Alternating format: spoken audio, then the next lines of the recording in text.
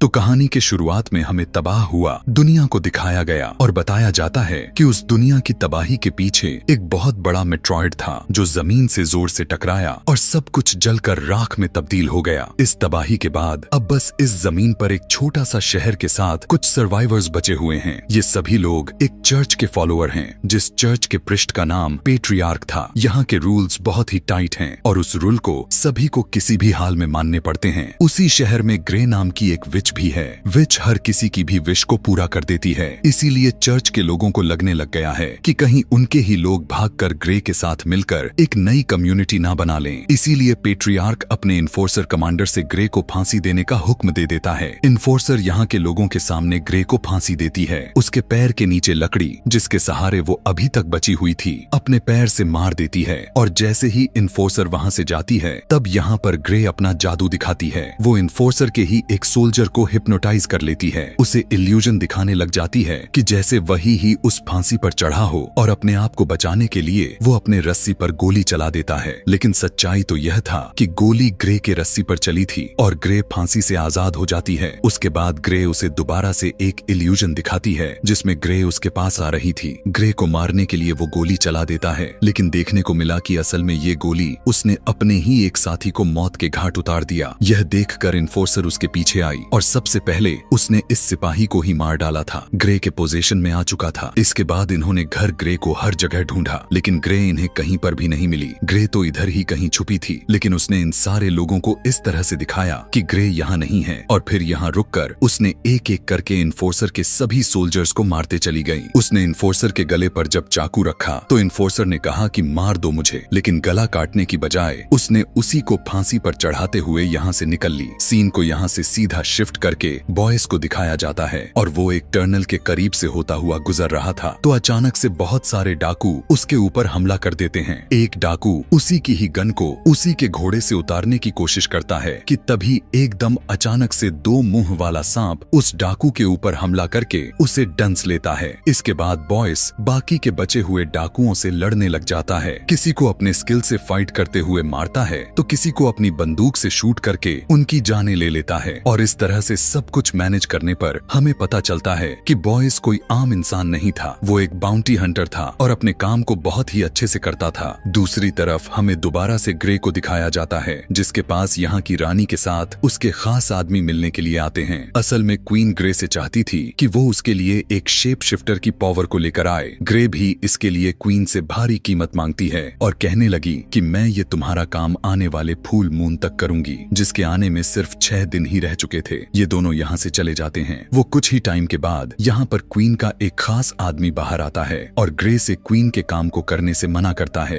क्योंकि उसे लग रहा था कि क्वीन जो करना चाह रही है वो दरअसल बिल्कुल भी ठीक नहीं है। हैरानी की बात तो यह था कि ग्रे उसकी भी बात मान गई थी। हालांकि ग्रे इस आदमी की भी बात को नहीं मानना चाहती थी, लेकिन क्योंकि उसके ऊपर एक कर्ज था, एक श्राप था कि वो किसी को भी विश को मना नहीं कर सकती थी, तो उसने इस आदमी की भी विश को मान लिया। अब आगे कहानी में ट्विस्ट तो आने ही वाला है कि किस तरह से ग्रे इन दोनों अपोजिट विश को मैनेज करेगी। अब वो अपने पावर्स से पूरे लॉस्ट लैंड में शेप शिफ्टर को ढूंढने लग जाती है जिसे उसे मारना है। वो अपने विजन में देख पाती है कि बहुत से लोग शेप शिफ्टर का शिकार करने के लिए आए थे, लेकिन फिर ये सभी उसी का शिकार बनकर रह गए। इन सभी को मार देने के बाद शेप शिफ्टर ने एक बहुत ही जोरदार दहाड़ मारी जिससे डरकर ग्रे का जादू टूट जाता है। सीन काटकर हमें क्वीन को दिखाया जाता है जो इस टाइम किंग के पास थी। यहाँ पर पहली बार हमें किंग दिखाए गए जो कि बहुत ही ज्यादा बीमार हो चुके हैं और बेड पर ही पड़े रहते हैं। ग्रे बॉयस से मिलने के लिए आती है क्योंकि बॉयस यहाँ का सबसे अच्छा हंटर्स था और ग्रे को अपना मिशन पूरा करने के लिए उसे ऐसे ही किसी आदमी की जरूरत थी। वो उसे शेप शिफ्टर को मारने के लिए अच्छे पैसे देने की ऑफर करती है। ग्रे बॉयस के साथ खुद भी द लॉस्ट लैंड जाना चाहती थी जहाँ पर उस शेप शिफ्टर का बिल है। असल में वो वहीं पर शेप शिफ्टर को मारकर उसकी ताकत को कैद किया जा सकता है। बॉयस पहले ही ग्रे को अलर्ट कर देता है कि ये रास्ता बहुत ही लंबा हो सकता है और इसमें बहुत ही खतरों का सामना करना पड़ सकता है। इस खतरे में कई तरह के डिमंस के साथ टूटे फूटे रास्ते भी होंगे, लेकिन ग्रे किसी भी तरह के इस मुश्किल रास्ते को पार करने के लिए तैयार थी।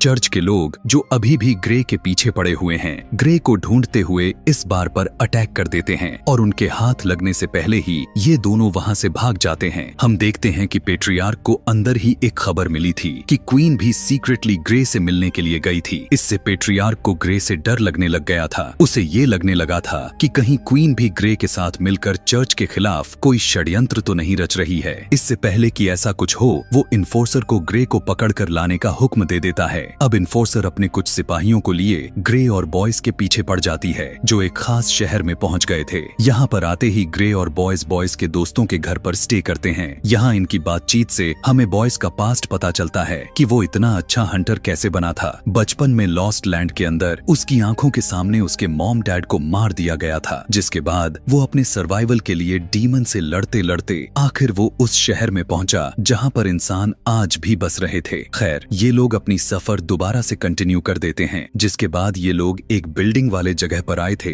जहाँ से आगे का रास्ता इन्हें एक केबल से लटकता हुआ बस के जरिए पार करना था। लेकिन जैसे ही इन्होंने ऊपर की तरफ आते हैं तो इनका सामना इन्फोर्सर और उसके सिपाहियों से हो गया। दोनों विरोधी के बीच फाइट होने लग जाती है। बॉयस तो पहले से ही बहुत अच्छा हंटर के साथ फाइटर था। इधर ग्रे भी इनसे लड़ने के लिए अपनी जादुई पावर्स का इस्तेमाल करने लग गई थी। वो सबको हिप्नोटाइज करते ही उनके ऊपर वॉर कर देती है, जबकि दूसरी तरफ बॉयस किसी के ऊपर गन से तो किसी के ऊपर चाकू से धड़ाधड़ हमला करते चला जा रहा था। बहुत लड़ाइयां के बाद उन सभी सोल्जर को मार गिराता है और जब इन्हें लगता है कि अब टाइम आ चुका है तो ये दोनों जल्दी से केबल बस के ऊपर जंप करके जाने लग जाते हैं। लेकिन अभी भी बहुत से सिपाही इनके पीछे यहाँ पर भी आ चुके थे। बस के अंदर भी ग्रे बहुत से सोल्जर्स को मार गिराती है। इनमें फिर से जबरदस्त फाइट बस में ही शुरू हो जाती है, जबकि बस के अंदर बॉयज भी इन लोगों से लड़े जा रहा था। इन्फोर्सर यह देखती है कि ये दोनों तो इनके हाथ लग ही नहीं रहे, तो वो अपने सिपाहियों से इस बस के केबल को काटने को कह देती है। जैसे ही एक केबल टूटा, बस डिसबैलेंस होकर नीचे गिर गई, लेकिन अभी भी वो एक चट्टानों के बीच लटके हुई थे। ग्रे अपने चाकू के सहारे से बस के ऊपर की तरफ आने की कोशिश करने लग जाती है, जबकि बॉयस इन सरकते हुए चट्टानों के ऊपर चढ़ रहा था। लेकिन तभी बस की दूसरी केबल भी काट दी गई और इनके पास जो उम्मीद बचा हुआ था अब वो भी खत्म हो गया। लेकिन वे दोनों अपने चाकू को इस्तेमाल में लेते हुए आखिरकार ऊपर चढ़ने में कामयाब हो गए। यह देखते हुए इन्फोर्सर ने अपनी स्नाइपर को निकालकर बॉयज को शूट करने की कोशिश की, लेकिन स्नाइपर के लेंस के जरिए ही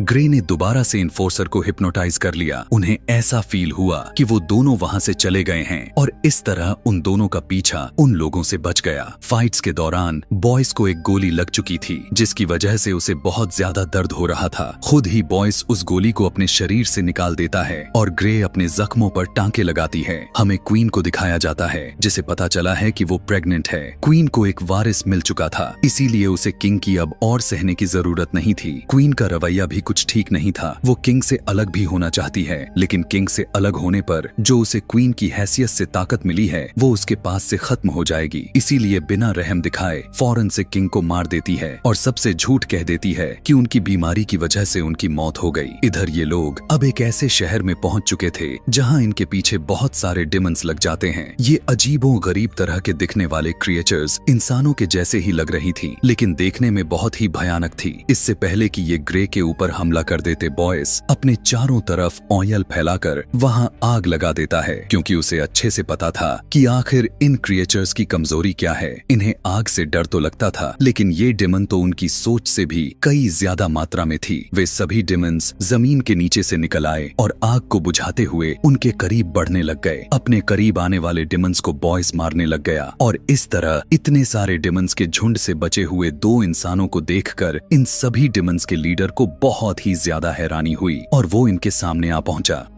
उसको देखते ही ग्रे ने अपना जादू उसके ऊपर करने लग गई। उसने क्रिएचर्स के लीडर को हिप्नोटाइज करके इन सारे क्रिएचर्स को अपने से दूर करवाने का ऑर्डर दिलवाया, जिसके बाद मौका मिलते ही वो अपने हाथों से आग निकालती है और यहाँ पर सारे के सारे क्रिएचर जलकर राख में बदल जाते हैं और आखिरकार इनका पीछा छूट जाता है। आगे चलकर बॉयस उससे पूछने लगता है कि मुझे आग के बारे में पता ही नहीं था, तुमने वो आग कैसे जलाई थी? तब ग्रे ने उसे सच्चाई बताते हुए कहा कि असल में मैंने वहाँ पर कोई आग नहीं जलाई थी, बस इन सारे डिमंस को इल्यूजन दिखाया था। डिमंस अपने सोच के साथ साथ उस आग के डर की वजह से ही मर गए। अब अगला शहर लॉस्ट लैंड था। कुछ देर की दूरी पर बॉयस उसे इस बार भी रोकता है और कहता है, आगे चलना बहुत ही ज्यादा खतरनाक है, तुम्हारी जान भी जा सकती है। अब ये बात करते हुए ब्रिज को पार ही कर रहे थे कि इन्होंने देखा इन्फोर्सर अपनी बहुत सारी आर्मी को लेकर इनके पीछे अभी भी लगी हुई थी। सामने इनके ब्रिज के अलावा कोई और रास्ता था भी नहीं। आखिर बचते तो बचते कैसे? तभी ग्रे को एक और आइडिया आता है। वो ब्रिज पर तेजी से भागने लग जाती है और इन्फोर्सर भी ट्रेन स्पीड ज्यादा करते हुए ग्रे को कुचलने का प्लान करने लग जाती है।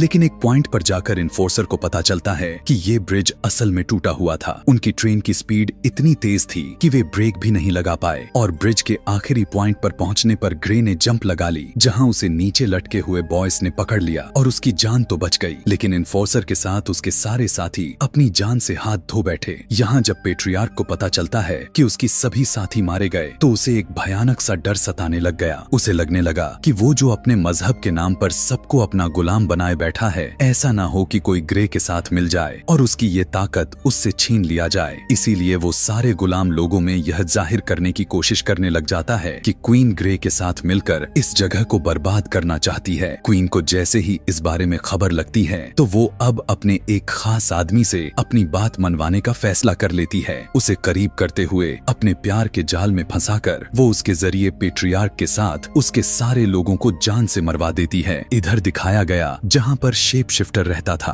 अभी कुछ ही देर में फुल मून भी होने ही वाला था। ग्रे ने देखा कि यहाँ पर बहुत सारे ह्यूमन स्कल्स रखे हुए थे। बॉयस ने बताया ये सभी उन लोगों के स्कल्स हैं जो शेप शिफ्टर का शिकार करने के लिए आए थे। अभी भी सोच लो, वक्त है। लेकिन यहाँ पर भी ग्रे उसकी बात को टाल देती है। ग्रे अपने उंगलियों में बड़े बड़े चांदी के नाखून के नुकीले लगाने लग जाती है। उसे पहनकर बॉयस के साथ एक बहुत ही बड़ा राज रिवील करती है और कहने लग जाती है कि तुम्हें क्या लगा कि मैं नहीं जानती? मैं जानती हूँ कि तुम ही वो शेप शिफ्टर हो। मैं इस बारे में पहले से ही अपने जादू से पता लगा लिया था और मैंने ही तुम्हें इस काम के लिए इसलिए हायर किया क्योंकि तुम यहाँ रहते थे, इसीलिए तुम मुझे यहाँ तक सेफली पहुँचा सकते थे और तुम्हें यहाँ तक लाने का मकसद ही यह था कि तुम्हारी ताकत लेने के लिए तुम्हें तुम्हारे जगह यानी तुम्हारे बिल में लाकर मारना जरूरी था। फुल मून होते ही बॉयज भी उसी के सामने ही शेप शिफ्टर यानी एक भेड़िए में तब्दील होने लग जाता है। इस भेड़िए के रूप में आते ही बॉयज की ताकत बहुत ज्यादा मात्रा में हो जाती है और वो ना चाहते हुए भी ग्रे के ऊपर तेजी के साथ हमला कर देता है। ग्रे भी अब लड़ने के लिए तैयार थी। अपने जादू से वो बॉयज को हिप्नोटाइज करते हुए ऐसा दिखाती है कि जैसे बहुत सारे परिंदे उसके पास आ रहे हैं। इन परिंदों को हटाने के लिए भेड़िया अपने हाथ को इधर उधर करने लग जाता है कि तभी उसी टाइम एक बहुत बड़ा सा परिंदा उसके ऊपर हमला करने के लिए पहुंचता है।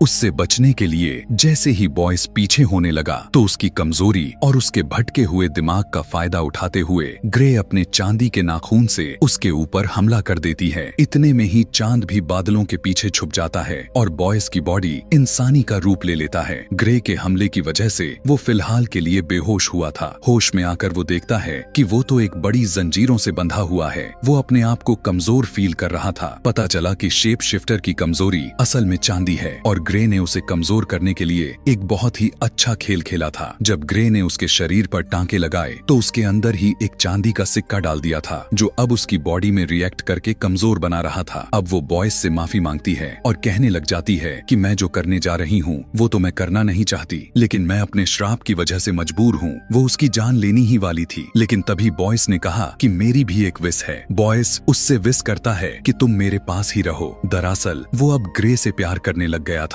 यह सुनकर ग्रे के आंखों में आंसू आने लग गए और उसने कहा कि हर विश की एक भारी कीमत भी चुकानी पड़ती है। बॉयस इसके लिए भी तैयार था, लेकिन ग्रे तो बुरी तरह से फंस चुकी थी। वो क्वीन की विश पूरी करती, क्वीन की खास आदमी की या फिर बॉयस की। जैसे ही फुल मून दोबारा से बादलों से बाहर निकलता है, बॉयस एक शेप शिफ्टर में बदल जाता है और बॉयस काफी बेदर्दी के साथ उसके सीने में अपना खंजर को स्टैब करते हुए उसे जान से मार देती है। जिसके बाद ये सीन यहीं पर कट हो जाता है और हमें अगली सुबह का सीन दिखाया जाता है। ग्रे के हाथ में हमें बॉयज की भेड़िए वाले खाल को दिखाया गया। ग्रे के वापस आते ही वो देखती है कि यहाँ के सारे लोग बहुत ज्यादा खुश थे, क्योंकि वे सभी चर्च के हुकूमत से काफी ज्यादा मात्रा में तंग आ चुके थे और उनके लिए उम्मीद की एक किरण सिर्फ ग्रे ही दिखाई दे रही थी। ग्रे के आते ही वो अपना विरोध करना शुरू कर देते हैं और सारे के सारे विद्रोही बन जाते हैं। चर्च के ऊपर सभी हमला करके उसके ऊपर का क्रॉस भी गिरा देते हैं। ग्रे अब सबसे पहले जाती है क्वीन के सबसे खास आदमी के पास। वो उसे बॉयज के खाल को देते हुए कहती है क्वीन को अपना खून इसके ऊपर डालना है, जिसके बाद इसकी ताकत उसके अंदर चली जाएगी। उसकी खाल पकड़ते हुए वो आदमी कहता है कि मैंने तो तुमसे विश मांगी थी कि तुम क्वीन की विश ना पूरी करना। तो ग्रे उसे यहाँ पर ट्विस्ट बताते हुए कहने लग जाती है कि क्वीन असल में शेप शिफ्टर बनकर बॉयज को पाना चाहती थी, लेकिन वो यह बिल्कुल भी नहीं जानती थी कि शेप शिफ्टर सिर्फ एक ही है और वो है बॉयज। क्वीन की शेप शिफ्टर बनाने के लिए बॉयज की ही मुझे जान लेनी पड़ी और तुम्हारा विश करने का मकसद था कि तुम्हें क्वीन मिल जाए। अब बॉयज मर चुका है तो क्वीन भी तुम्हारी हो चुकी है। अब जब क्वीन को यह हकीकत पता चलती है कि बॉयज मर गया तो वो पूरी तरह से टूट जाती है। उसे वो लम्हे याद आने लग गए जब बॉयज ने उस कहा था कि तुम मेरे तरह नहीं हो, मैं अपने ही तरह के किसी से शादी करना चाहता हूँ, न कि तुम्हारी तरह। और वजह भी यही है कि क्वीन ने शेप शिफ्टर बनने का फैसला किया था, लेकिन वो यह बात नहीं जानती थी कि अपने इस फैसले में वो बॉयज को ही खो डालेगी। वो पूरी रात इसी गम में डूबी रही। फुल मून होने तक उसने अपना रिचुअल कंप्लीट नहीं किया और सुबह की सूरज की रोशनी शेप शिफ्टर के खाल पर पड़ते ही वो खाल आग की तरह जलकर राख हो गई। अब क्वीन गुस्से में अपने खास आदमी जेरेस को ही मार डालती है, जो इस टाइम क्वीन के पास आया हुआ था। लेकिन बाहर जाने पर उसे एहसास हुआ कि उसने इमोशंस में आकर बहुत बड़ी गलती कर दी थी। उसने जेरेस को मार दिया है, जिसकी फौज के जरिए वो बाहर के लोगों से लड़ पाती, जिनसे बगावत कर पाती। यहीं से सीन को काटकर हमें बॉयज को दिखाया जाता है, जिसे सुबह होते ही होश आ गया था। वो जब मरा था तो एक शेप शिफ्टर में बदला हुआ था। उसकी जान उसकी खाल में ही थी, क्योंकि उसकी खाल का इस्तेमाल क्वीन ने नहीं किया तो उसकी जान दोबारा से बॉयज के अंदर चली गई और वो जीवित हो गया। गुस्से में बॉयज ग्रे के पास जाता है और उसकी गर्दन पर चाकू रख देता है। वो उससे सवाल करते हुए पूछने लगा कि तुमने आखिर मुझे क्यों मारा, हालांकि मैंने विश भी की थी कि तुम मेरे पास ही रहो। ग्रे उसे सच्चाई बताती है कि मैं फ्यूचर पहले से ही देख चुकी थी। मैं जानती थी क्वीन तुम्हारे पास रहने के लिए ही एक शेप शिफ्टर बनना चाहती है, जबकि क्वीन का खास आदमी भी उसे चाहता है। मैंने फ्यूचर में देख लिया था कि क्वीन तुम्हारी मरने के गम में अपने ही एक खास आदमी को डालेगी और तुम्हारी खाल नहीं उड़ेगी, जिससे तुम्हारी जान तुम्हारे अंदर वापस आ जाएगी। इस तरह से क्वीन के साथ उसके खास आदमी की और तुम्हारी तुम तीनों की विशेष पूरी हो जाएंगी। बॉयज यह जानकर बहुत ज्यादा हैरान हुआ और खुश भी था, क्योंकि अब ग्रे यानी जिससे वो प्यार करता था वो उसके साथ रहने वाली थी। यहीं से ये दोनों एक साथ निकल जाते हैं अपने एक नए मिशन के लिए और यहीं पर ये कहानी, ये मूवी भी खत्म हो जाती है। ऐसे ही और भी मूवी एक्सप्लेनेशन वीडियोस देखने के लिए कमेंट में नेक्स्ट लिखना ना भूलें। Thanks for watching.